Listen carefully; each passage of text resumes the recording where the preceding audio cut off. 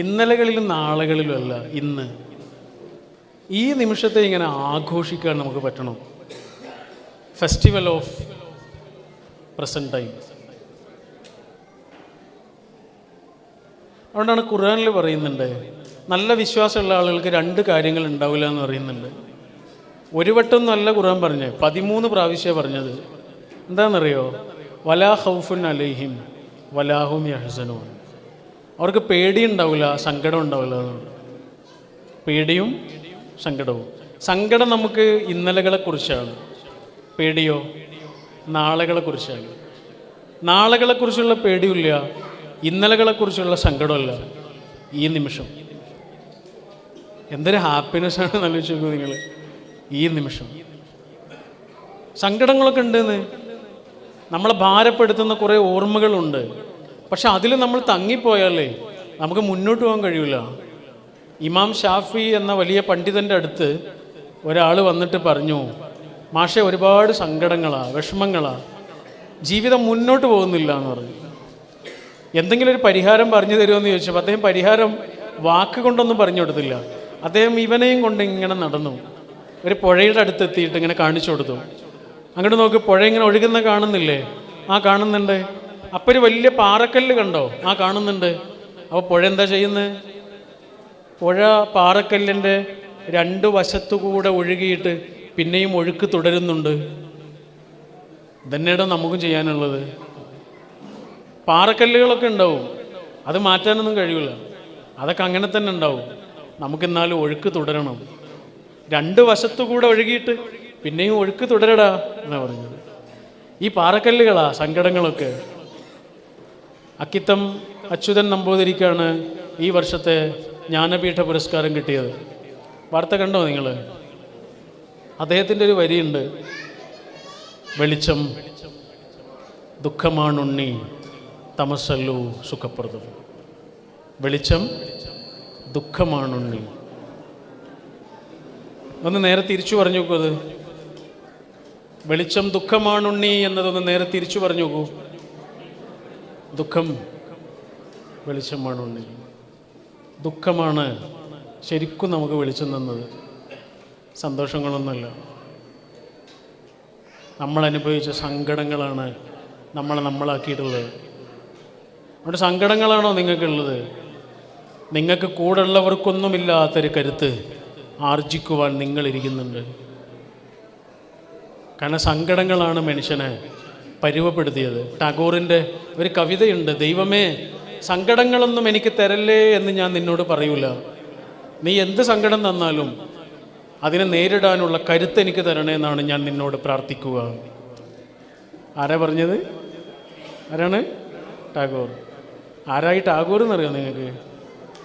1902 ഭാര്യ കല്യാണം, മൃണാളിനി ദേവിയായിട്ട്. 1903 ആയപ്പോൾ കുട്ടിയുണ്ടായി. 1904 തുടക്കത്തിൽ കുട്ടി മരിച്ചു. 1907 അച്ഛൻ മരിച്ചു.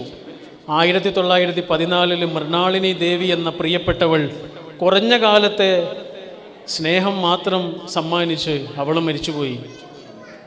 1924 26 27 28 ജ്യേഷ്ഠന്മാരും അനുജന്മാരും ഒക്കെ മരിച്ചു.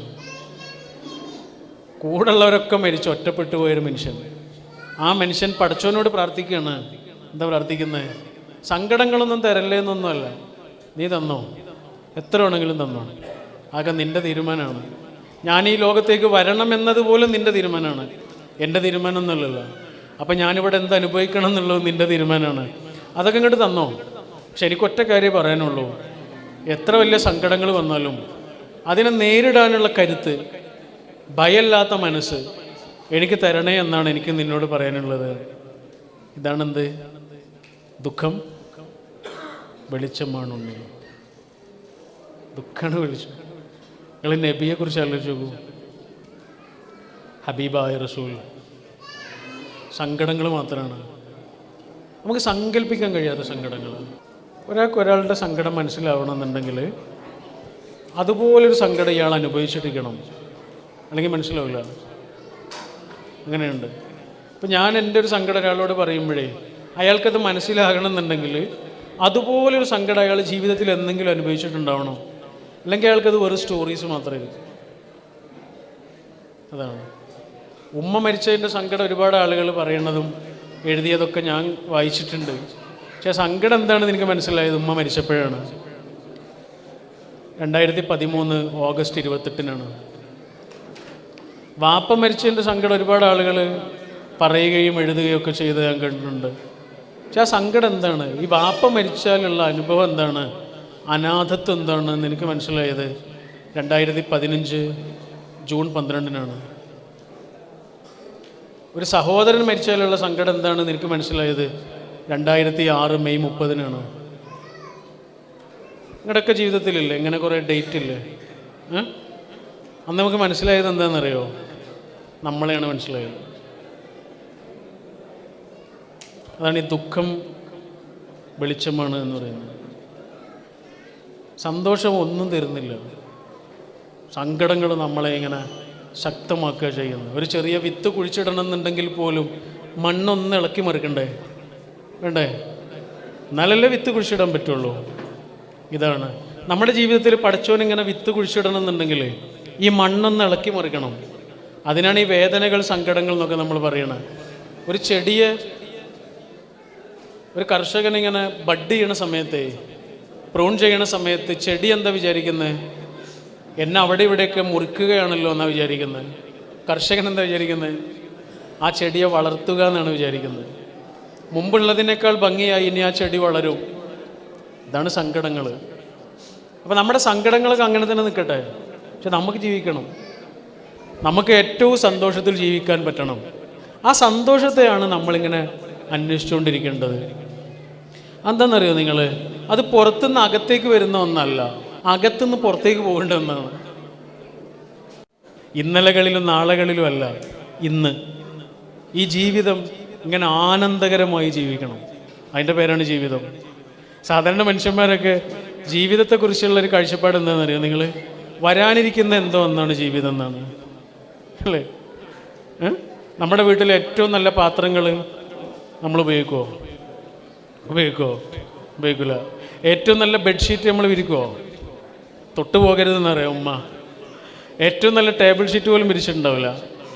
എന്ത് ചോദിച്ചാലും ഉമ്മ എന്താ പറയുക? ആരോ വരാനുണ്ട് എന്നാ പറയുക. ആരും വരാനില്ലാന്ന്. നമ്മുടെ ജീവിതത്തിൽ ഏറ്റവും നല്ല അതിഥി നമ്മൾ തന്നെയാണ്. അതുകൊണ്ട് ഏറ്റവും നല്ല ചായയും കാപ്പിയും പിന്നെയും കുടിച്ചോളൂ. ഏറ്റവും നല്ല ബെഡ്ഷീറ്റ് ഉപയോഗിച്ചിട്ട് കിടന്നോളൂ. ഏറ്റവും നല്ല പാത്രത്തിൽ ഭക്ഷണം കഴിച്ചോളൂ.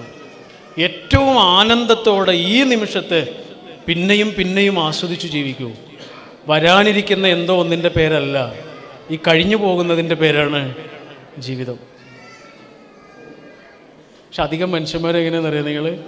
ഓർമ്മകളിൽ ഇങ്ങനെ സ്തംഭിച്ച് കിടക്കും, അല്ലേ? ഈ കുട്ടികൾ ഇത്രയും ഹാപ്പി ആവാനുള്ള കാരണം എന്താ? അവർക്ക് ഓർമ്മകളില്ല എന്നുള്ള. നിങ്ങൾ മിസ്റ്റർ ബീൻ കാണാറുണ്ടോ? മിസ്റ്റർ ബീൻ കാണുന്നവർക്കറിയാം, ആ മനുഷ്യൻ ഈ നിമിഷത്തിൽ ജീവിക്കുന്ന ആളാണ്. അദ്ദേഹം അവിടുന്ന് വന്നതാണ്, സ്പേസിൽ നിന്ന് വന്നതാണ്, ഒരു കഥാപാത്രമാണ്. പക്ഷെ അദ്ദേഹം നമ്മളെ നോക്കിയിട്ട് ഇങ്ങനെ ചിരിക്കുകയാണ്. ജീവിതം ആസ്വദിക്കാതെ കരഞ്ഞിരിക്കുന്ന നമ്മളെ നോക്കിയിട്ട് ഇങ്ങനെ ചിരിക്കുന്ന മിസ്റ്റർ ബീൻ ഉണ്ട്. അയാളെ തന്നെ ഇങ്ങനെ അഭിനന്ദിക്കുന്നൊക്കെ കാണാം. ആള് കൊള്ളാലോ എന്നൊക്കെ പറഞ്ഞിട്ട്. നമ്മൾ പലപ്പോഴും എങ്ങനെയാണെന്നറിയാം നിങ്ങൾ? നമ്മൾ കണ്ടുമുട്ടുന്ന അധിക മനുഷ്യന്മാരും ഒന്നുകിൽ ഇന്നലകൾ ജീവിക്കുന്ന ആളുകളാണ്, വേറെ കുറേ ആളുകൾ നാളുകളിലും ജീവിക്കുന്ന ആളുകളാണ്.